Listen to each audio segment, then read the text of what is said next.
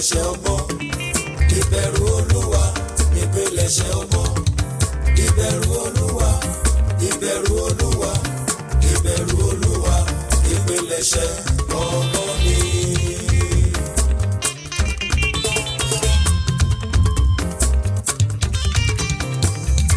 Ìbẹ̀rù Olúwa òun nípìnlẹ̀ṣẹ̀ ọgbọ́n. Ọmọ Akínyẹ̀tún ó ṣe pàtàkì, ó ṣe pàtàkì nínú ilé, nínú ìjọ, láàrin ìlú, lórílẹ̀-èdè. Ìbẹ̀rù Olúwa òun nípìnlẹ̀ṣẹ̀ ọgbọ́n. Ọmọ Akínyẹ̀tún nípìnlẹ̀ṣẹ̀ ọgbọ́n. Ìbẹ̀rù Olúwa nípìnlẹ̀ṣẹ̀ ọgbọ́n. Ìbẹ̀rù Olúwa nípìnlẹ̀ṣẹ̀ ọgbọ́n.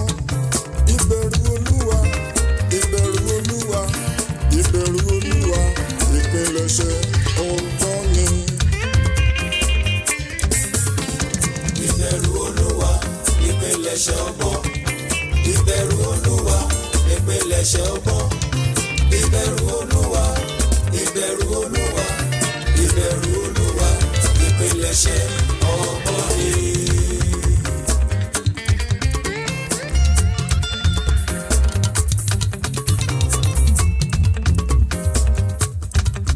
Abraham bẹ̀rù Olúwa, a ní kó fi Ísákì rúbọ. Gbogbo Olúwa lẹ́nu, áńgẹ́lì Olúwa ló yọ sí, tó fàgbò rọ́pò ọmọ ẹ̀.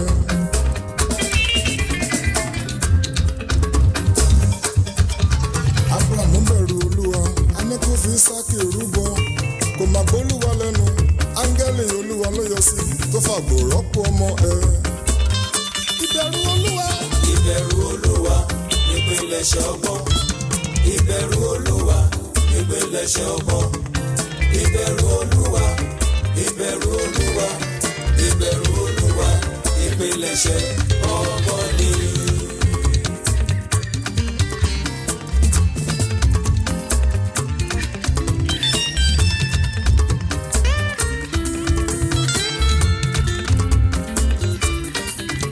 Jóòbù bẹ̀rù Olúwa, adá ìkólọ ẹ̀ padà fún. Jóòbù bẹ̀rù Olúwa, adá ìkólọ ẹ̀ padà. Ayé ẹ̀ bẹ̀rù Olúwa, ọ̀rẹ́ mi bẹ̀rù Olúwa, kájíjọ bẹ̀rù Olúwa ooo, báyé wa kó lè dá. Ìbẹ̀rù Olúwa, Ìbẹ̀rù Olúwa nípìnlẹ̀ṣẹ̀ ọgbọ́n. Olúwa, Ìbẹ̀rù Olúwa nípìnlẹ̀ṣẹ̀ ọgbọ́n. abẹ̀rù Olúwa, Ìbẹ̀rù Olúwa, ìbẹ̀rù Olúwa, ìbẹ̀rù Olúwa nípìnlẹ̀ṣẹ̀ ọgbọ́n ni.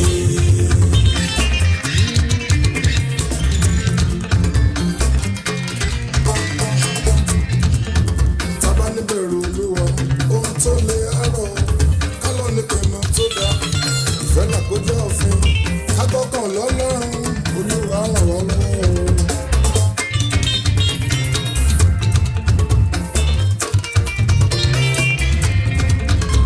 Àwọn olórí mẹ́ta Ṣédrákì, Méṣákì àtàbẹ́dì nígò, a kó wọn sí iná ìléru. Olúwa ló fà wọ́n jáde láláìsí ìpalára. Ìbẹ̀rù Olúwa nípìnlẹ̀ṣẹ̀ ọgbọ́n. Ọgbọ́n, Ìbẹ̀rù Olúwa nípìnlẹ̀ṣẹ̀ ọgbọ́n. ọgbọ́n ni Ìbẹ̀rù Olúwa, Olúwa. ìbẹ̀rù Olúwa, ìbẹ̀rù Olúwa nípìnlẹ̀ṣẹ̀ ọgbọ́n ni.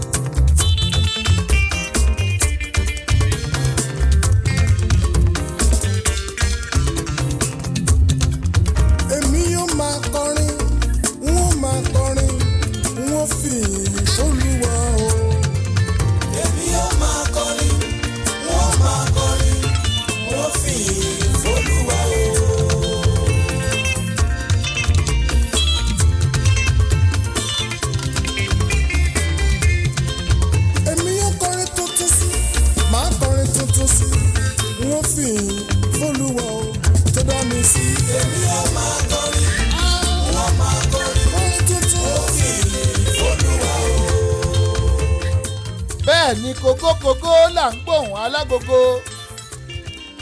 gẹ̀rẹ̀gẹ̀rẹ̀ là ń gbóhùn alúṣẹ̀kẹ̀rẹ̀ bí ṣẹ̀kẹ̀rẹ̀ ṣe lóhùn lóbòye lóhùn tó lóye lè pariwo tó kò lóhùn agogo lẹ́nu o. Atúkí yín káàbọ̀ sórí ètò Ṣọ́wọ́nyá tòní. Lẹ́yìn Agbọ́lá rédíò TV ibẹ̀ láwà. Ibẹ̀ la ti ń dá bí ẹdun tá a ti ń wọ̀ bí òwe. Ẹ mọ̀ tún káàbọ̀ sórí ètò wa ètò yín ní Ṣọ́wọ́nyá o. Ṣàlàáfíà làbá yín. How dey go? Àbí? How is work? Òyìnbó ètò wa náà nù Ṣọ́wọ́nyá. How is work? Gbogbo ẹ̀yin tẹ̀ ń wò wá káàkiri àgbáláyé. Bó o ní iṣẹ́ wa? How dey go dey go? How is work? Ẹ tún kú ọjọ́ ajé òní o. Ẹ kú ọjọ́ Monday. Òní ọjọ́ kẹsàn-án oṣù kẹsàn-án ọdún 2019. Ọjọ́ kẹsàn-án oṣù kẹsàn-án ọdún 2019. Ẹ rí pé ó láàmìlàaka. Mo kí yín lọ́kùnrin o, mo kí yín lóbìnrin, mo kí yín lọ́mọdé, mo kí yín lágbà, àtọyún inú àtàsẹ́ẹ̀dí, gbogbo yín mo kí o. Ṣọ́wọ́nyá ló ti dóde ìmátì ọkọ̀ àwa ló lóde àwa ló róyà ló lóde o. àwa ló lóde. àwa ló lóde o.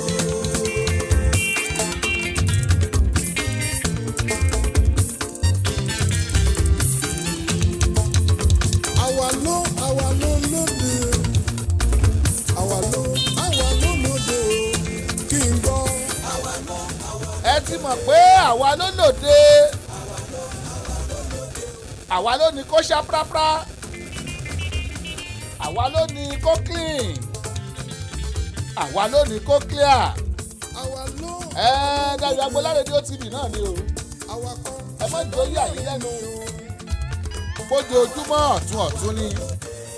Mo sọ mo ní láìpẹ́ láì jìnnà. Ẹ máa wo tẹlifíṣàn wa lára ọ̀tọ̀. Ṣe bí sùúrù tó lọ́jọ́ ni. Ayé láyé ìgbà tá à ń so fóònù mọ́ra. Ayé láyé ìgbà tá à ń tọ̀nù ẹ̀ tó yẹ pé orúkọ tí ọkọ gan opposite ní ọkọ. Adúpẹ́ lọ́wọ́ Ọlọ́run o pé àwa yín la jọ ń grow náà, àwa yín la jọ ń lọ síwájú. Tí ẹ bá ń wò ó nísìnyí, ẹ rí i pé ìlú ti sún, orí ti change. Ẹyin oore kámẹ́rà lóríṣiríṣi la dàbólẹ̀. Tẹlifóònù kọ́ leléyìí o. Eléyìí ti kúrò ní ordinary life. Yes, a pè Anídayọ̀ Agbọ́lá rédíò TV.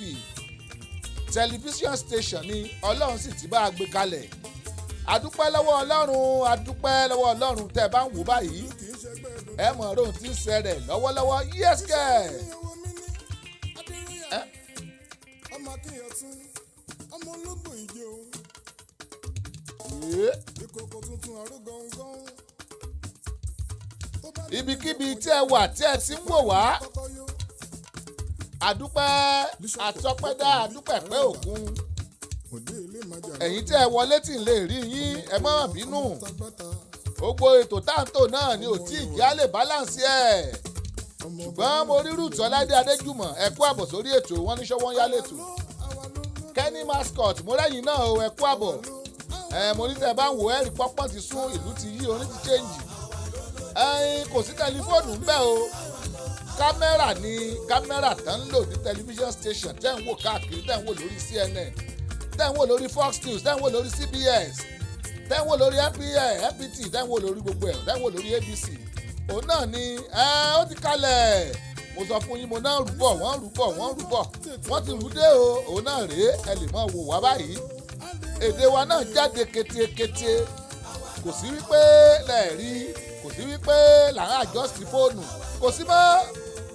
Setting ti wà nílẹ̀, everything ló ń lọ bẹ́ẹ̀ lójú ọwọ́ kó máa ro bẹ́ẹ̀. Àwa ló lòde. Àwa ló ní Maryland, àwa ló l'Amẹ́ríkà. Àbí báyìí wọ́n máa já sí bóyá wọ́n máa já sí kọ̀ọ̀kan nìyẹn bó ṣe ń lọ nísìnyí wọ́n máa já sí bẹ́ẹ̀. ewúro làgbà igi ewúro làgbà igi.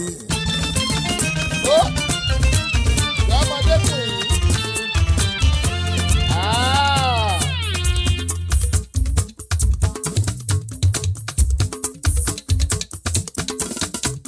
ewúro làgbà igi ewúro làgbà igi. igi gbogbo ẹ ṣe bá fẹ́ ewúro ewúro làgbà igi. ewúro làgbà igi o ewúro làgbà igi ewúro làgbà igi o ewúro làgbà igi igi gbogbo ẹ ṣe bá fẹ́ ewúro ewúro làgbà igi. ewúro làgbà igi gbogbo igi tó kù ẹ ṣe bà fẹ́wúro torí pé àwa làgbà adìyẹ funfun òun náà pè lágbà adìyẹ ìjàkadì kọ́ àlá àjúra wa lọ ó yàtọ̀ eléyìí yàtọ̀ sí rédíò station tẹ́ ẹ máa wò tó máa yẹ pọ̀rọ̀pọ̀rọ̀ eléyìí yàtọ̀ sí tẹlifíṣàn station tẹ́ ẹ máa wò tó máa yẹ kọ̀rọ̀pọ̀rọ̀ ó rèé ó clear ó clean tètè tóhùn ti gbogbo show ti everything enjoyment ẹ̀ yẹ́sẹ̀ arákùnrin kí ló fẹ́ sọ lẹ́ẹ̀kan ọ̀ya wí ká gbọ́. yé.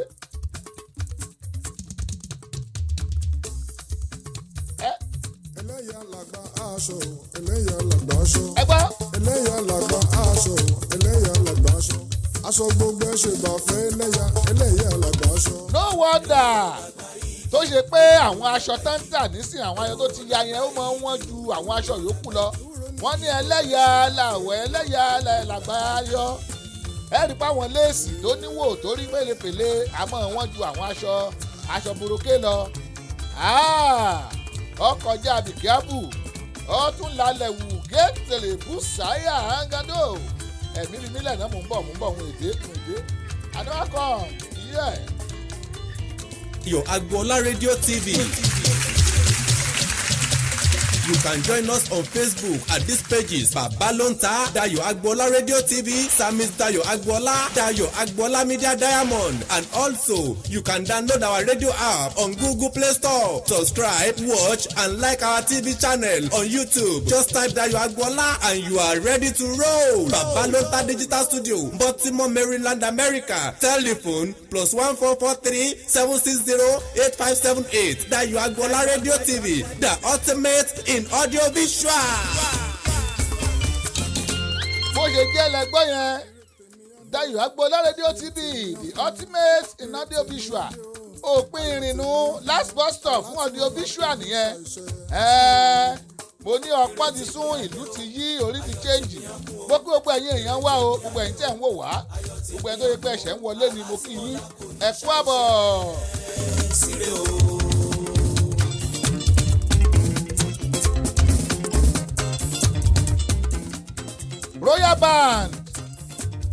royal band ìrè adéroyà ọmọ akínyẹtán òrè onírè tèmi adé ayọ̀ tèmi á kún àlá tí mo lá ó máa ṣẹ lórúkọ jésù yé.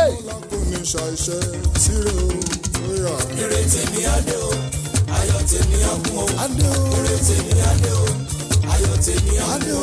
àlá tí mo lá kò ní ṣàìṣe síre o. mo ní wẹ́rẹ́wẹ́rẹ́ ìsíkọ́tò wẹ́rẹ́wẹ́rẹ́ díẹ̀díẹ̀ ìsíkọ́tò díẹ̀díẹ̀ wọ́n ní tàbárọ̀ aṣẹ́ díẹ̀díẹ̀ yọ́mọ jáde yọ́mọ pín ẹ̀rí pókí ó yàtọ̀ ẹ̀wò kọ́lọ̀ ó báláǹsì ẹ̀wò ọ́dí ó báláǹsì àwọn èbó yà ìbáwá rúdé ni orí ọ̀fẹ́ ọlọ́run náà ni o àti ń dúró àti ń retí ẹ̀ láti bí oṣù mélòó kan ó dé wọlé gbìrì ó wọlé gbìrà ó wọlé kúrò gbẹgbẹgbẹgbẹgbò ṣá. kò ní ṣàìṣe síre o. ire tèmi adé o ayọ̀ tèmi á kún o. ire tèmi adé o ayọ̀ tèmi á kún o. àlá tí mo lá kò ní ṣàìṣe síre o.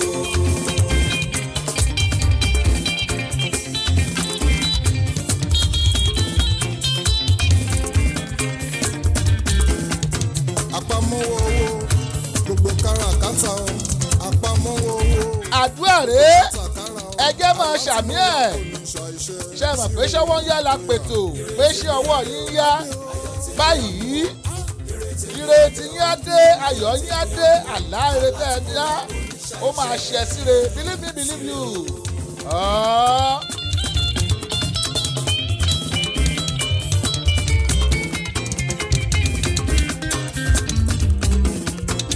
láìpẹ́ láì jìnnà àmú ètò kan bọ̀ lórí ẹ̀rọ wa tá à ń pè ní Máyọ̀kún níbi tẹ́ẹ̀tì máa rí ẹ̀rín àríntàkìtì ọ̀pọ̀lọpọ̀ ohun tó ń ṣẹlẹ̀ lórílẹ̀‐èdè Nàìjíríà a máa mú wá sórí ìwòran yín ẹ máa rí àwọn ẹ̀rín yẹn àríntàkìtì Máyọ̀kún la pé ó ń bọ̀.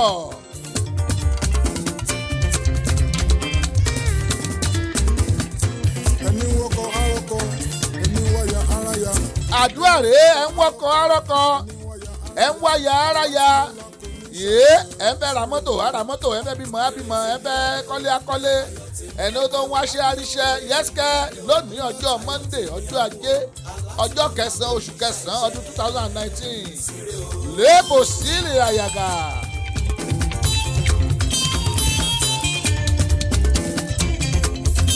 bẹ́ẹ̀ bá ṣe ń wọlé ẹ̀ máa bá wa ṣí ààrẹ ẹni fọmọ abímọ. bẹ́ẹ̀ bá ṣe ń wọlé ẹ̀ máa bá wa fi ṣe watch party bẹ́ẹ̀ bá ṣe ń wọlé ẹ̀ máa sẹ́ndì ẹ̀ sáwọn èèyàn yín àyè wà àǹfààní wà láti pè wá sórí ètò èyí lébò sínà ẹ̀mí sọmílẹ̀ púpọ̀. ayọ̀ tèmi ọkọ alásìmọ́lá kò ní ṣàìṣe sílẹ̀ o.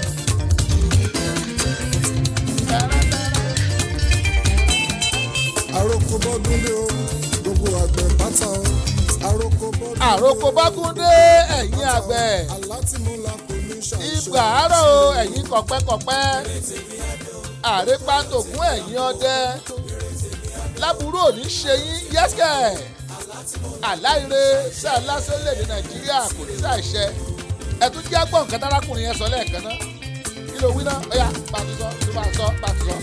Dayo Agboola Radio TV. You can join us on Facebook at these pages: Babalonta, Dayo Agboola Radio TV, Samis Dayo Agboola, Dayo Agboola Media Diamond, and also you can download our radio app on Google Play Store. Subscribe, watch, and like our TV channel on YouTube. Just type Dayo Agboola and you are ready to roll. Babalonta Digital Studio, Baltimore, Maryland, America. Telephone +1443 760 8578. Dayo Agboola Radio TV, the ultimate in audio visual. bó ṣe jẹ́ lẹ́gbọ́n yẹn ẹgbẹ́ lèyí ọba onílù lélẹ́yìí Adéolú Olówóyọ̀ ọba onílù òre eléyìí ló ti fi lù fọ̀hún ló fi lù kọrin ló fi lù yìn Olúwa ẹjẹ́ àjọ gbọ́.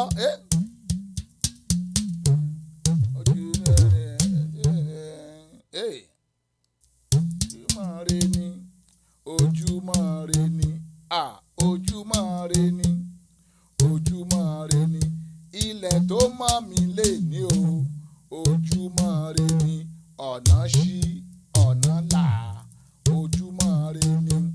mo ní Adéolú Olówóyọ̀ ló ṣe léyìí ọba onílù ó pẹ́lẹ́ ní ìlú praise ńgbà tẹ́lẹ̀ táwọn èèyàn bá láwọn ò fẹ́ nu praise mọ́ Ọlọ́run lòun máa lo òkúta nísìnyí báyìí kò tiẹ̀ tí ì wá lo òkúta kò tí ì lo yẹ̀pẹ̀ awọ ẹran ló ń lò yìí o òkú ẹran ló ń fọhùn bí èèyàn yìí tí wọ́n bá kọ̀ tó bá lò fẹ́nu tiẹ̀ ṣe ojú mi ro mi o ìgbà mo mi ń padà bọ̀ ọ̀rọ̀ mi mọ̀ dáyọ̀ ìgbà mo mi relé àdúrà ojú mi ro mi o ìgbà mo mi padà bọ̀ ọ̀rọ̀ mi mọ̀ dáyọ̀ ọkọ̀ jábì kíáfù ẹ dàbò yẹ́sìkẹ́ pọ́à ló produce ẹ̀ Paul Olúmúyìwá Awótúnsìn ẹ ṣáà mọ̀ ẹnjìníà tó kọjá bìkíáfù.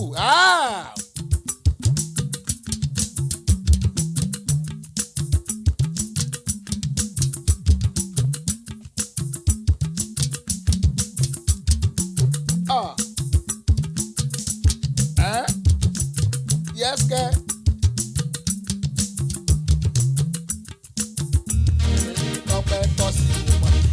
èmi tọ́pẹ́ tọ́ sí mo mọ́ra mi èmi Dayọ̀ Agboola Àyìndé Ebenezer Òkìkí ọlá ọ̀nà ọlápọ̀ bàbá ló ń ta owó ní kókó ẹ̀rí pórúkọ ń pọ̀ ńgbọ̀n bí mi wọ́n sọ mí ní Dayọ̀ Agboola Ebenezer èmi wá fi tèmi kún mo fi tọ́kí lọ́mọ kún mo fi owó ní kókó kún mo fi bóòdì diamond kún mo fi bàbá ló ń ta kún ọ̀pọ̀ ọlọ́tún pọ̀ tí mo tún máa fi kún yes èmi tọ́pẹ́ tọ́ sí mo mọ́ra mi èmi tójú òtìrí tójú òní tì láéláéláéláéláé.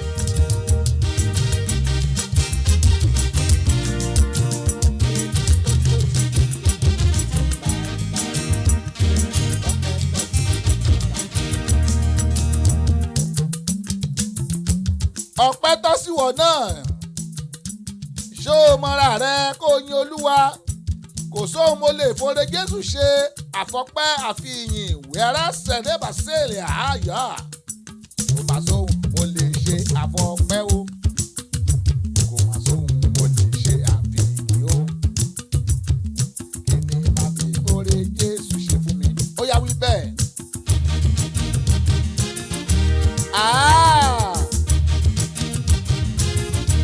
Yes, yeah. Yeah, yeah. Kò má sóhun mo lè ṣe àfọpẹ́ o.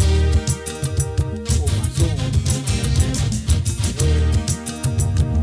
Kí ni màá ṣe fóore Jésù? Adéolú olówó yọ̀rẹ́. Ọmọ wọn ní Jésà òṣèré onílẹ̀ obì ọmọ ẹlẹ́ni àtẹ́ẹ̀kọ́ ọmọ ẹlẹ́ni ẹwẹ́lẹ́. Ọba onílù go ahead go on song.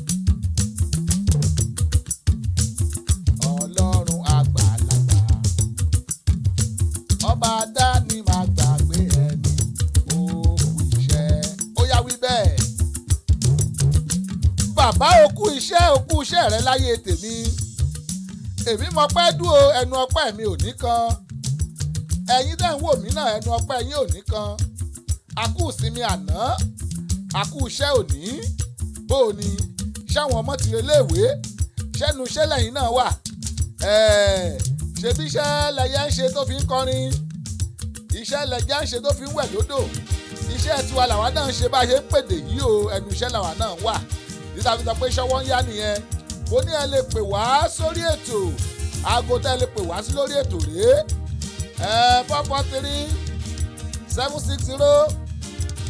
irọ́ inú kọ́ lẹ́ pè wá sí lórí ètò lẹ́yìn ètò nu eléyìí tẹ́ ẹ lè pè wá sí lórí ètò 443-410-2427 òun lẹ́ ń wò lórí ìwòran yín yẹn 443-410-2427 èyí tẹ́ ẹ lè pè wá sí lórí ètò nu tó bá di lẹ́yìn ètò lẹ́wà lè pe pòdúsà lẹ́ lè pè wá bóyá ẹ fẹ́ wá polówó ọjà yín ni o àbẹ́ ẹ fẹ́ bá a darapọ̀ lórí ètò pè wá sórí 443-760-8578 ẹ jẹ́ sáré wọ yàrá àkéde náà kárè polówó ntàntà ìyẹ́sìkẹ́ ń bọ̀ Adéolú ń bọ̀ Adékọ́ọ̀mù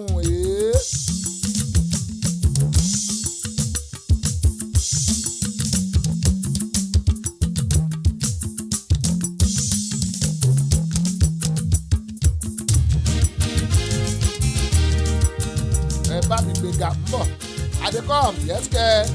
ètò Sówónyá tó ti dóde ẹ̀ má tẹ ọ́ kó àpátápá àrà àgbàlagbà ètò tí gbogbo ayé fẹ́ gbọ́ Sówónyá. ètò Sówónyá ti dóde o Sówónyá ti dóde o ẹ wá nǹkan fìdílé tàbí kẹ̀kẹ́ fìdílé kọ̀ǹkọ̀ǹkọ̀ǹkọ̀ǹ Sówónyá ti dé. torí tòní àtúndùn ó dá gbọ́ngbọ́n akán sí i Jọ̀ọ́yà ti dé.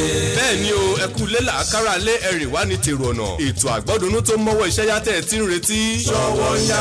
Yóò máa bá fẹ́fẹ́ ṣọ̀rẹ́ níkànnì yìí. Dayọ̀ Agboola rédíò TV láti ọjọ́ ajé Monday títí di ọjọ́ ẹtì Friday. Agogo kan ọ̀sán ni nílùú Amẹ́ríkà, 2 alẹ́ ni ní Nàìjíríà, agogo 6 ìrọ̀lẹ́ ni nílùú United Kingdom. Béèyàn bá mísì tó Ṣọwọ́nyá lọ́jọ́ kan bí ẹni fi ìgún ọ̀sán ògiri gbígbẹ ni. Ṣọwọ́nyá pẹ̀lú Samis Dayọ̀ Agboola ní Dayọ̀ Agboola rédíò TV. Ẹ ò gbọ́dọ̀ mísì ẹ̀. Ẹ wá ń pọn fìdílé tàbí kẹ̀kẹ́ fìdílé kọ̀ǹkọ̀ǹkọ̀ǹkọ̀ǹ. Ṣọwọ́nyá ti dé. Torí tòní àtúndùn kó dá gbọ́ngbọ́n akán sí i. Ṣọwọ́nyá ti dé. There is a company in America, everybody call it Pleasant Services. You better call them for your event planning. The Pleasant Services, they will plan your event more than your expectation. Decorating services, They are wonderful. ká má tiẹ̀ wá sọ tadarí ètò alága ìdúró tàbí alága ìjókòó. Ẹ ti lọ wà pàjù. Pabambari ibẹ̀ tún wá ní wípé kò sóúnjẹ adúláwọ̀ tẹ fẹ́ tẹ́ ò ní rí. Ní the Pleasant Services. Wọ́n ṣáà ti pè sórí nọ́mbà wọ̀nyí +14436 5344434 tàbí +14437 608578. The Pleasant Services. Oh my God, orí ẹ wà níbẹ̀. Call them for your event planning. Ẹ̀bùn mi máa lànà fún mi, ẹ̀bùn mi máa lànà fún mi. My gift will pay for me. Ẹ̀bùn mi máa lànà fún mi, ẹ̀bùn mi máa lànà fún mi. Orin lẹ̀bùn mi, eléré ni mí. Adẹ́rìn pòṣónù mo jẹ́, mo lè fi dùrù dára torí ẹ̀bùn mi ni. Ẹ̀bùn mi máa lànà fún mi.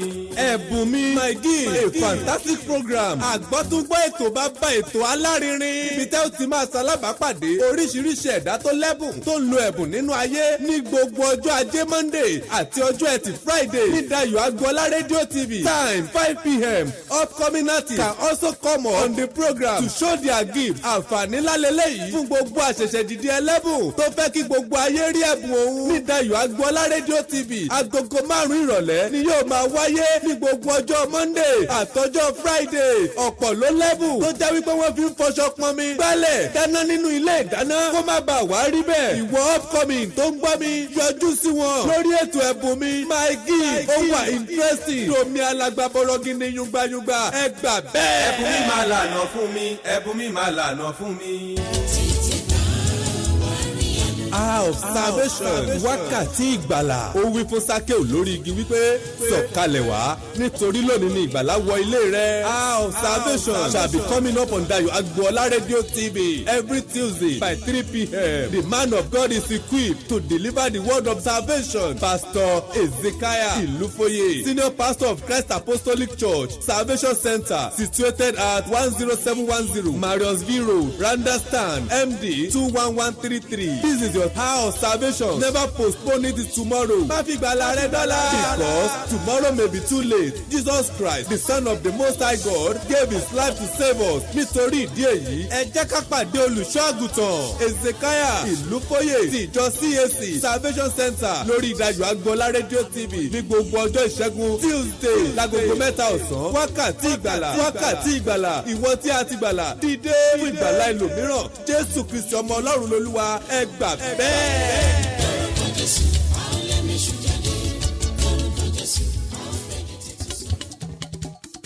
Gbogbo yín pátá ẹ kú ìyànjú. Ẹ kú ìyànjú. Ẹ kú ìyànjú. Ẹ kú ìyànjú. Ẹ kú ìyànjú. Ẹ kú ìyànjú. Ẹ kú ìyànjú. Ẹ kú ìyànjú. Adéyànjú wa ládé. Àmì Ọlọ́run Adéyànjú wa ládé o. Ọlọ́run Adéyànjú wa ládé o. Adéyànjú wa ládé o. Bẹ́nìyàn bá jí ní kùtùkùtù òwúrọ̀ fẹ́ rí mọ́njò. Àì tó gba bí iṣẹ́ òòjọ́ rẹ̀ lọ. Irú wọn là á kí pọ́ kú ìyànjú. Nítorí ọwọ́ alápọn la ó mú sanra. Òtítọ́ ni wípé kìràkìtà ò dọ́là. Ká ṣiṣẹ́ bí ẹrú ò dá nǹkan kan. Ọlọ́run ọba ni kó déyànjú wa ládé. Ní gbogbo ọjọ́ Àlàmísì Thursday. Ní agogo 4 ìrọ̀lẹ́. 4 p.m. Ní kẹ́ ẹ máa pàdé ọmọ yín ọ̀rẹ́ yín olólùfẹ́ yín. Ìbíyẹmí ọmọ Òrówọlé. AIJ. Lórí ètò yín ètò wa. Ẹ kú ìyànjú. Èyí tí gbogbo ayé ń gbóríyìn fún. Lórí Dayọ̀ Agboola Radio TV lágogo 4 ìrọ̀lẹ́ ọjọ́ Thursday tọ̀sẹ̀ yìí. Ẹ ò gbọ́dọ̀ miss ẹ̀. Ọlọ́run Adéyànjú wa ládé o. Adéyànjú wa ládé o. Dayọ̀ Agboola ní bàbá o. ní bàbá o ní bàbá o. rédíò TV gbogbo ayé. gbogbo ayé gbogbo ayé. Dayọ̀ Agboola ní bàbá o. ní bàbá o ní bàbá o. rédíò TV gbogbo ayé. gbogbo ayé gbogbo ayé. wọ́n ń gbọ́ lẹ́bíríwìyà o. bẹ́ẹ̀ ni mo sọ. kò sírú ẹ̀ nílẹ̀ yìí o. Dayọ̀ Agboola. Balóńtà. rédíò TV. kò sẹ́gbẹ́ ẹ̀ nílẹ̀ yìí o. Dayọ̀ Agboola. rédíò TV. ní Baltimore Maryland. Dayọ̀ Agboola. rédíò TV. Dayọ̀ Agboola. gbogbo ayé ló ń gbọ́. Jésù Kristi ti gbẹ̀bẹ̀ mi. Jésù Kristi ti gbẹ̀bẹ̀ mi. Jésù Kristi ti ṣètùtù mi. Jésù Kristi ti gbẹ̀bẹ̀ mi. Iye ni mo yàn, èmi ò yàn kó. Jésù Kristi ti bẹ̀bẹ̀ mi. ìròyìn ayọ̀ ni mo mú tọ̀ yín wá èyí tí ó ṣe ti gbogbo ènìyàn láti ilé iṣẹ́ ìránṣẹ́ The Good News Bearers International yan iye choose life Deuteronomy 30:19 èyí tí ó máa dẹ́sẹ̀ tí gbọ́ yín gbogbo ọjọ́ Wednesday agogo 5 ìrọ̀lẹ́ 5 p.m. on Dayọ̀ Agboola Radio TV. Pastor Adeesan, the man of God, has been equipped by the creator of heaven and earth to release the word of life into your destiny. fún ẹ̀kúnrẹ́rẹ́ àlàyé please call +14436312346. The Good News Bearers International Ministry is saying choose life and live with God forever. èmi ò yan kó. Jésù Kristi ti bẹ̀bẹ̀ mi. bẹ́ẹ̀ náà ni. For sound and quality production, Babalonta Studio is the best. for sound and quality production, Babalonta Studio is the best. Babalonta Production, the ultimate in audio visual. Babalonta Production, the ultimate in audio visual. Yes, so you can't argue with the proof. Studios are many, but the best one is few. Babalonta Digital Studio for your recording, demo CD, mastering, marketing and promotion, and also live band performance, seasoned DJ, videographer, photographer, master of ceremony, music consultant. Reach Samis Dayọ̀ Agboola on Agboola Adedayo 68@gmail.com or visit our website www.dayoagboola.com. Telephone +14437608578. Babalonta Production, the ultimate in audio visual. Babalonta Production, the ultimate in audio visual. báyé gbọ́ngàn bẹ́yàn tètè má ṣe bẹ̀rù wọn Ọlọ́run tó ṣe ti àná á sọ̀rọ̀ rẹ̀ láyé. wákàtí àlùyọ hour of breakthrough nítorí ohun gbogbo ní ìgbà àti àsìkò wà fún. ó wí fún Sákéù lórí igi wípé lónìí ni ìgbàlà wọlé rẹ. wákàtí àlùyọ tiẹ̀ náà ló dé yìí o. hour of breakthrough on Dayọ̀ Agboola Radio TV every Wednesday agogo 3:30 3:30 p.m. Join the anointed man of God on the program Apostle Anthony Aladekoba of Christ Throne Ministries Revival Center number 2505 Lord Baltimore Drive Windsor Mill Maryland in America. wákàtí àlùyọ on Dayọ̀ Agboola Radio TV every Wednesday 3:30 p.m. with Apostle Anthony Aladekoba of Christ Throne Ministry Revival Center. It's a powerful program. Jesus is Lord. It's loud, it's loud, it's loud, it's loud, it's loud. Yes, sir. òótọ́ ni bẹ́ẹ̀ náà ló kúkú rí ẹtún jẹ́ ń sáǹpù ọmọ eléré ọ̀dẹ ètò ayọ́ka lẹ́tọ̀ ètò tó ń kọ́ni lọ́gbọ́n kọ́ni lẹ́kọ̀ọ́ fún ni lóye pẹ̀lú èdè abínibí bàbá wa gbọ́ngbọ́n kan sì ó ládùn nínú tó bá ti da agogo 5 rọ̀lẹ́ nílùú Amẹ́ríkà tó bá jẹ́ Nàìjíríà ńkọ́ agogo 11 lẹ́ni lọ́dọ̀ títí wa 10 lẹ́ni nílùú United Kingdom ní gbogbo ọjọ́ Àlàmísì tọ́sídẹ̀ẹ́ ẹ jẹ́ ká jọ mọ́ gbọ́ Dayọ̀ Agboola Radio TV níbẹ̀ lẹ́ ò ti máa jẹ̀gbáládùn ètò ìjàpá bùkélé ọmọ ẹ̀ ń tẹ́wọ́ o ìjàpá bá ń fọmọ rẹ̀ lésì ó lé mi àmọ́ bùyàn ní nǹkan wà máa pè mí láhùn Ọláìdé ọ̀rọ̀ pọ̀ o ọmọ wọn nílùú gbọ̀ngàn olúfì ó káre tó ṣe bí ọmọ ahun ẹ̀yin àyànfẹ́ mo lẹ́ ògbérin àbẹ́ ògbérin orin ẹ̀ lérí bá dà ń lọ́mọ rẹ̀ gbé ẹ mọ̀ wípé Ọláìdédé Ọláìdédé ọ̀rọ̀ pọ̀ mọ̀mọ́rẹ́ o àyọkàrè Ọláìdédé ọ̀rọ̀ pọ̀ mọ̀mọ́rẹ́ o àyọkàrè Ọláìdédé ọ̀rọ̀ pọ̀ mọ̀mọ́rẹ́ o àyọkàrè Ọláìdédé ọ̀rọ̀ pọ̀ mọ̀mọ́rẹ́ o àyọkàrè Ọláìdédé òótọ́ ni bẹ́ẹ̀ náà ló kúkú rí Dayọ̀ Agbọ́lá rédíò TV lẹ́yìn tí màmá jẹ̀gbáládùn ètò.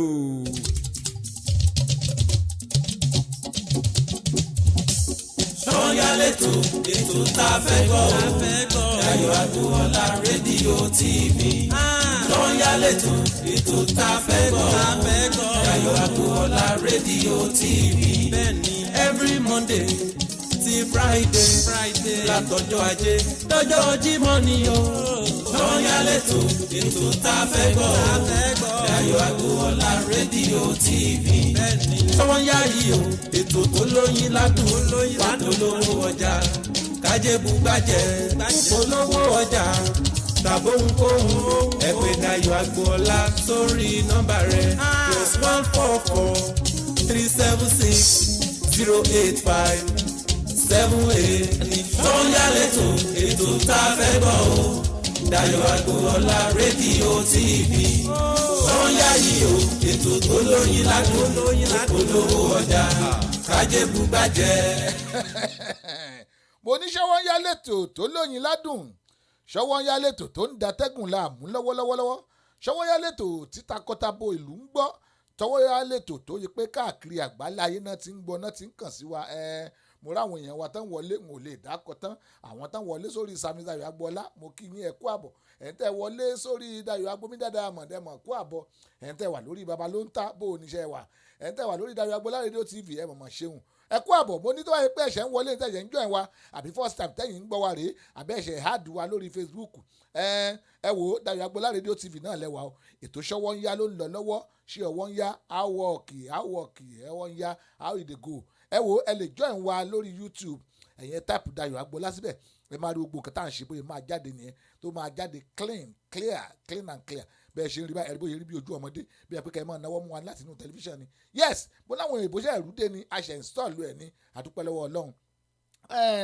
tó bá jẹ́ orí Instagram ni o ẹ join wa ní Dayọ̀ Agbo 2017 Dayọ̀ Agbo 2017 tàbí Sami Agbọ́lá tàbí ló ń tẹ́ bàbá ọ̀nà mẹ́ta tẹ́ fi lè bá wa lórí Instagram nìyẹn ẹ lọ sí Google kẹ́ ẹ lọ download ẹ̀ Google Play Store ẹ lọ download radio Play Store radio app wa 24 hours lẹ́mọ́ máa play ẹ̀ kò sí advertisement kankan bẹ́ẹ̀ authentic orin ni láti bẹ̀rẹ̀ dalẹ̀ irú ayé program yìí ẹ máa gbọ́ live bẹ́ẹ̀ yes ẹ join wa mo dúpẹ́ lọ́wọ́ gbọ́ ẹ̀yin tí ẹ join wa ẹ wo mi tí close orin kan sì wà ní mo sì fẹ́ jù sóde n bá jù sóde a ṣe wá pé Dr. Ọláyínká Ayéfẹ́lẹ́ wọ́n á ṣe wá kọrin close fún wa mẹ́ga náà lélẹ́yìí ẹjọ́ bá wa kọ lára eléyìí ń bọ̀ àkílódé orí gbàǹbo orí gbòǹbo wọlé jọ mo ṣẹ̀rù bá.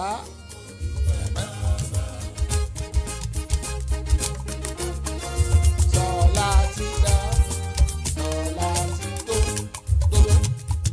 Ẹ bá mi dúpẹ́ mo ti bọ̀ lọ́wọ́ wọn. ẹ bá mi dúpẹ́ mo bọ́ lọ́wọ́ wọn yẹ́sìkẹ́ Ìdòwú Skìláṣì Káyọ̀dé àbúrò mi kan báyìí bò ní ẹ kú àbọ̀ sórí ètò Ṣówónyá eléyìí èélèbọ̀ sándìlà yàkóló ẹ̀mí sọmílẹ̀ náà ń bọ̀ jẹ́njó. onígìtà tó tẹ̀lé wọn Olúwa mo fèyí mọ́pẹ́ wá ní mẹ́ga náà rèé Ébẹ̀lì ọmọdòsùnmú ọmọ ìyá Jésù.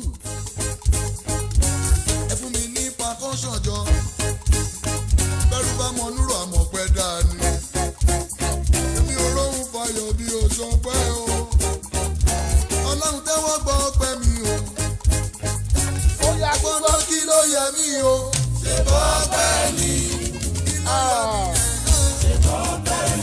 Ọlọ́run kí n gbọ́wọ́ yẹ ọpẹ́ ló yẹ bí Ayébẹ́lẹ́ kọrin ó ní bẹ́rù bá mọ núrò àmọ́ pẹ́ dú ẹrú nìkan kọ́ èmi ọmọ gan mo mọ núrò mo tá bàbá gọ́ọ̀dù kí ló yẹ mí ọpẹ́ ni yẹ́sìkẹ́lẹ́ bọ̀bọ̀ sẹ́lẹ̀ ẹ̀yà. kí ló yẹ mí o ṣe bọ́ ọpẹ́ ni. á dà fi hàn ọmọdékùnrin yìí. It go better for you. God go bless your life. Fún orin tó jáde tó dì í. máa rí sọ. ìdí ọpẹ́ mi máa ríro máa rí sọ. Jẹ́ ká gbọ́ sọ, jẹ́ ká gbọ́ wí. wọ́n tayọ̀tayọ̀ síwájú rẹ̀ lè ní gbọ́ ọpẹ́ mi. àwọn kan tilẹ̀ sọ ọlọ́dún kan la fún. àwọn kan tún wí o ọlọ́dún méjì ni. Ọmọ aráyé. gbogbo ẹ̀ ó gbà fún mi. Mo sọ bẹ́ẹ̀ nìkan níjọ́ kan. Mo ní shooting star ó yàtọ̀ sí twinkling star. Twinkling star ó máa wà ńbẹ̀ ní for life, ó máa twinkle báyìí, ó máa twinkle. Ó lè mọ́ bright gan o, akànrọ̀ á máa tàn, ẹ máa rí lójúmọ́. Bẹ́ẹ̀ débẹ̀ ní alẹ́ ẹ bá ń bẹ̀, bẹ́ẹ̀ débẹ̀ lóṣù kan ẹ bá ń bẹ̀, bẹ́ẹ̀ débẹ̀ gíní ẹ bá ń bẹ̀. Àwọn olórin báyìí twinkling star ni wọ́n, ṣùgbọ́n àwọn kan wà tó ń pè ní ìràwọ̀ òjijì shooting star. Wọ́n kàn shoot wá ni wọ́n jáde, wọ́n sáré shine, wọ́n dẹ̀ tún wọlẹ̀. Olúwa mọ̀ ṣe mí shooting star. Shooting star shoot by pm á dẹ̀ jábọ́ sílẹ̀ lẹ́ẹ̀kan náà. Àbí? Mega 99 kì í ṣe shooting star o, ó jáde ó dẹ̀ dúró síbẹ̀ náà ni. Àwọn olórin kan wá wọ́n jáde ẹ̀ kàn gbọ́rin ẹyin ẹ bẹ́ẹ̀. Bẹ́ẹ̀ ló ṣe àwọn kọrinkọrin náà, bẹ́ẹ̀ ló ṣe àwọn òṣèré náà, bẹ́ẹ̀ ló ṣe àwọn instrumentalist náà. Àwọn instrumentalist ló tiẹ̀ le jù. Ẹ̀rọ lómi bá bọ́ síbẹ̀ afọ fèrè báyìí fúnra afọ fèrè rẹ̀ pé fèrè máa kán sí méjì. Lẹ́yìn ọdún méjì ẹ̀ nígbọ̀rọ̀ ẹ̀ mọ́. Àwọn kan wà tán ra ń fọ́n níwọ̀nba tọ́dẹ̀ ra ń play ẹ̀ máa gbọ́ wọn fọ́n bọ̀ ayé. Bóyá jẹ́nu o shooting star làwọn yẹn tán wá ti jáwá ìràwọ̀ ọ̀sán gangan go ṣá. Ẹ lọ gbọ́ Mega 99 ó ń lọ bẹ́ẹ̀ ni ọ̀rọ̀ tó ní ìtumọ̀. Orin tó jẹ tí gbèsè àwọn mélòdì tí ò ṣeé kó yẹ́sẹ̀lẹ̀bà.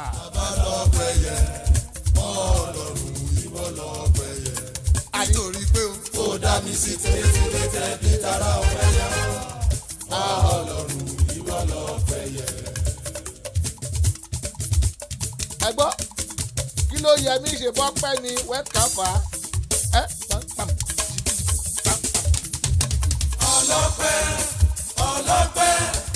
ọlọ́pẹ́ ló dá mi. Ìwọ ńkọ́ oníjó aláyọ̀ olóríire ló dá mi.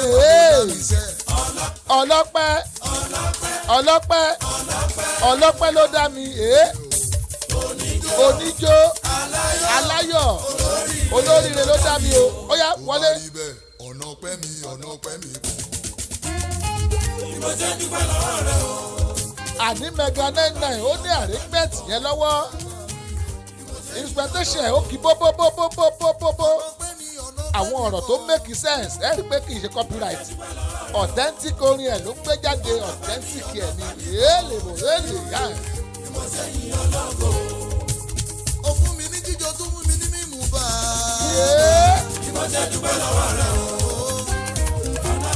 ọlọ́pẹ́ mi kọ́. ìmọ̀jẹ́ yìí ọlọ́gọ́. ọ̀rọ̀ mi ti lójú tu o. Ọ̀rọ̀ mi lójú ọ̀rọ̀ mi tù. ti ní ìyànjú o. Ọ̀rọ̀ mi níyanjú. gbogbo olúwa ti sọ̀dẹ̀rọ̀ fún mi o. pátá ọ̀rọ̀ mi ti ní ìyànjú o. ọ̀rọ̀ mi ti lójú tu o. ọ̀rọ̀ mi ti ní ìyànjú o. gbogbo tó lè láyé mi lolúwa ti sọ̀dẹ̀rọ̀ pátá ọ̀rọ̀ mi ti ní ìyànjú o. ọ̀nà pẹ́ mi tán. Làbẹ̀lẹ̀. ìmọ̀jẹ́ dúpẹ́ lọ́wọ́ rẹ o. ọlọ́pẹ́ mi kọ́. ìmọ̀jẹ́ yìí ọlọ́gọ́. ọ̀rọ̀ mi wá di èmi ni èmi kọ́ lójú ọ̀tá. ọ̀rọ̀ mi wá di èmi ni èmi kọ́ lójú ọ̀tá. ọ̀rọ̀ mi wá darí yàn ní mo dọ̀lọ́pẹ́. ọ̀rọ̀ mi wá darí yàn ní mo dọ̀lọ́pẹ́. èmi náà ń sọ. abẹ́ ẹ̀mọ́ ni tọ́lọ́n bá ti gbé ni ga awádìí sóhun ni. Àbí òun kọ́. wọ́n ní ṣòun ni ìgbà wo ló fi de fóònù bẹ̀rẹ̀ ẹ̀ ná tó wá dẹ̀ tó ń lo kámẹ́rà lóríṣiríṣi. Àwa náà kọ́ Ọlọ́run ọba ni èèlèbò sẹ́lìà. ọ̀rọ̀ mi wá darí yàn ní ọmọ dọ̀lọ́pẹ́. ọ̀rọ̀ mi wá darí yàn ní ọmọ dọ̀lọ́pẹ́. èmi náà ń sọ. àní èmi ni èmi kọ́ lójú ọ̀tá. ó ti wá darí yàn ní ọ̀pátá. èmi ni èmi kọ́ lójú ọ̀tá. ọ̀rọ̀ mi wá wá dáríyànjiyàn mo dọlọ́pẹ́. ọ̀rọ̀ mi wá dáríyànjiyàn mo dọlọ́pẹ́. èmi náà ń sọ. èmi náà ń sọ. èmi náà ń sọ. Boko, Igbo, Gugu, Gaga. ariwo mi náà ń pa. èmi náà ń sọ. ọ̀rọ̀ mi náà ń sọ kiri. èmi náà ń sọ. Tí wọn bá sọ̀rọ̀ ẹ o exist nìyẹn believe me believe you. Wọ́n rí rere lára ẹ̀ wọ́n á ní búburú ni. Yẹ́sìkẹ̀ bóòlì sáàlì àgò olùsùdé. Ẹ̀mí àní ó sọ mílẹ̀ púpọ̀. ọ̀rọ̀ mi wá dáríyànjiyàn mo dọlọ́pẹ́. èmi náà ń sọ. ẹ jẹ́ ká máa dúpẹ́ wípé bàbá ti ṣe o. wẹ́rẹ́ ló ń ṣe gbogbo ohun tí mò ń béèrè lọ́wọ́ ọlọ́run wẹ́rẹ́ ló ń ṣe gbogbo òkè ṣòro mi pátá ló ń sọ di pẹ̀tẹ́lẹ̀ onípòkípo tá a bá wà ká máa dúpẹ́ ni mo ṣe wípé ẹ jẹ́ ká máa dúpẹ́ wípé bàbá ti ṣe o. gbogbo ogun tó ń dé. Gbogbo ogun tó ń dé. ayọ̀ ló já sí fẹ́mi. Ayọ̀ ló bọ́ sí Fẹ́mi. gbogbo ìmọ̀ ọ̀pẹ náà Gbogbo ìmọ̀ ọ̀tá. ni bàbá ti sọ̀dọ̀ fún. Bàbá sọ́dọ̀fo. ẹ wá rí pé Ṣé ẹ rí i pé ọpẹ́ mi pọ̀? Èmi ni nọ́mbà wà. Mo gbàgbé tán kọ́lọ́hún ó dáríjì mí. Àwọn ọmọ mi méjì kan ń ṣọjọ́ ìbí lónìí. Orí yọ mí. Dámiláre Daniel tí mo rí ló jẹ́ ìrántí. Òní ni ọjọ́ ìbí Tèmítọ́pẹ́ ẹ̀gbọ́n Dámiláre ò mo rí o bóyá òní wà ní àbáná ni. Ó lóun ṣọjọ́ ìbí lónìí. Dóò kò sọ fún mi. Ṣùgbọ́n Veronica Vero Johnson ó sọ fún mi pé òní lọ́jọ́ ìbí ẹ̀. Ẹ bá máa kí àwọn èèyàn yìí bá ṣe ń wọlé o. Ẹ bá máa kí wọn kú ọjọ́ ìbí òní. Veronica Johnson tí wọ́n máa pè ní èdìrín ẹni happy birthday sí Títí Lọ́pẹ́ ọmọ Mọ́tọ̀ṣọ́ Ayádébùsù yìí. Ẹ bá máa kí happy birthday sẹ́yìn méjèèjì o mo kí yín láti Dayọ̀ Agboola rédíò TV. Ibi tá a bá gbá yín patí ẹ jẹ́ kí n mọ̀ yẹ́sìkẹ́ kẹjá dálẹ̀ káwá chop chop chop chop chop chop chop chop. Èmi nọ́mbà wà ọlọ́pẹ́ ọpẹ́ mi pọ̀ yẹ́. èmi ni nọ́mbà one ọlọ́pẹ́ o. ẹ jẹ́ ká máa dúpẹ́ wípé bàbá ti ṣe o. má bá wọn sọ bẹ́ẹ̀ mọ́ wípé bàbá ò lè ṣe ọlọ́run ló lè ṣe. Bàbá ti ṣe láyé tèmi oore ńlá oore kàbìtì. ẹ jẹ́ ká máa dúpẹ́ wípé Bàbá ti ṣe o. gbogbo ogun tó ń gbé ayọ̀ ló já sí fẹ́mi ọmọ rẹ. gbogbo ìmọ̀ wọn pátápátá ni bàbá ti sọ̀dọ̀ fún ọ. ẹ wá rí i pé ọ̀fẹ́ mi kọ́ èmi ní nọ́mbà one ọlọ́pẹ́ o. ẹ wá rí i pé ọ̀fẹ́ mi kọ́ èmi ní nọ́mbà one ọlọ́pẹ́ o. tó bá rí bẹ́ẹ̀ èmi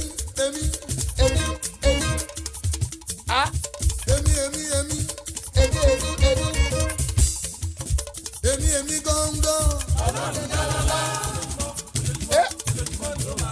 èmi gangan lọ́lọ́run dá lọ́lá ojoojúmọ́ ni wọ́n mọ̀ dúpẹ́ lórí ètò Yes Cable is the year. èmi mẹ́ga lọ́lúwa ṣe lóore. ó jẹ́ kí n kojú sunkún ọmọ mi. ẹ̀jẹ̀ mi ọkọ fẹ́ sunkún aya. ó jẹ́ kí mi aya fẹ́ sunkún ọmọ. ó dẹ́bi mi sí.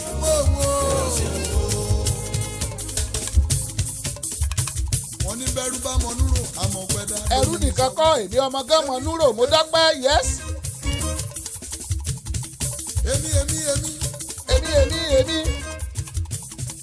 èmi gángan lọ́lọ́run dá lọ́lá. Èlí kàbíkàbí ẹ̀mí ń lò mí. èmi mẹ́ga lọ́lúwa ṣe lóore. bàbá ò ṣe jẹ́ kí n kojú sunkún ọmọ mi. ó ṣe mọ̀ ẹ̀jẹ̀ mi ọkọ fẹ́ ti sunkún aya. ẹ̀jẹ̀ mi aya fẹ́ ti sunkún ọmọ. ojoojúmọ́ ni ó máa dúpẹ́. ó jẹ́ kí mi sí o. ó ṣe o. ẹ wá gbọ́ tí n bá yin bàbá mi àwọ̀rì mi. Wo tí n bá ní dúró ó yẹ ká di close ṣùgbọ́n mò ń enjoyment orin yìí. Tí n bá play rẹ̀ ó máa wọ́rì mi gan wà láìtẹ́lá ẹ̀rọ sílẹ̀ wa yé gbé ìlú. a ní tí n bá yin Jésù àwọ̀rì mi. tí n bá yin Ọlọ́run àwọ̀rì mi. simply because kò gbowó èmi tí mò ń mí. kò gbowó àtẹ̀gùn tí mò ń gbà sára. Owó àlàáfíà mi. tí n bá yin bàbá mi o àwọ̀rì mi. ẹ tún máa gbọ́ tí ń bá yin Jésù. àwọ̀rì mi. jọ̀ọ́ kú òun bẹ́ẹ̀ ó dùn mọ̀ràyìn mọ̀ràyìn mọ̀ràyìn mọ̀ràyìn mọ̀ràyìn mọ̀ràyìn. tí ń bá yin Ọlọ́run. àwọ̀rì mi. tí ń bá yin Jehovah. àwọ̀rì mi. simply because gbogbo ògo tí mo ní gbogbo owó àlàáfíà lọ́wọ́ mi. gbogbo owó àlàáfíà lọ́wọ́ mi kí ló wáyé kí mi ò ní yìí. àwọ̀rì mi. ó yẹ náà ara ẹ̀ wá bá mi jójójó. ààrẹ ìwá bá mi jó ààrẹ ìwá bá mi yọ̀ mo kí yín káàbọ̀ sórí ètò Ṣọ́wọ́nyá lẹ́ẹ̀kan sí o wọ́n máa wí pé ẹ ń bá bomi ìṣánwó ó bóúnjẹ ẹ ń bá bóre ọ̀fẹ́ ó bá dùn ẹ̀ mọ̀ pé tí bá ti sọ bẹ́ẹ̀ àti round up náà nìyẹn mo dúpẹ́ lọ́wọ́ gbẹ̀yìn tí ẹjọ́ ẹ̀ ń wa lọ́kùnrin lóbìnrin lọ́mọdé àti lágbà àdúpẹ́ lọ́wọ́ yín ire lájọ fún àpàdé o ẹ wo ẹ tún jẹ́ àpàdé tó bá di lọ́la lórí ètò Ṣọ́wọ́nyá láago kan àwọn ètò tá a tún ní náà ó wà lọ́sàn-án yìí o ẹ pàdé wa lórí ẹ̀ ẹ̀yẹn ẹ ṣáà tún sórí ẹ̀ ẹ má kúrò lórí péjì tẹ́ tí ń wò wá yẹn bó bá yẹ pé ẹ̀ṣẹ̀ ń wò náà lọ́wọ́lọ́wọ́ ni ẹ tún máa tún wò ẹ máa share rẹ̀ ẹ máa share rẹ̀ ẹ máa share rẹ̀ ẹ máa like ẹ̀ yes ǹjẹ́ tí nígbà tá a tún máa pàdé mo fẹ́ fà yín lé Dr. Joel Ọláyínká Ayéfẹ́lẹ́ lọ́wọ́ yes kẹ́ let's go there.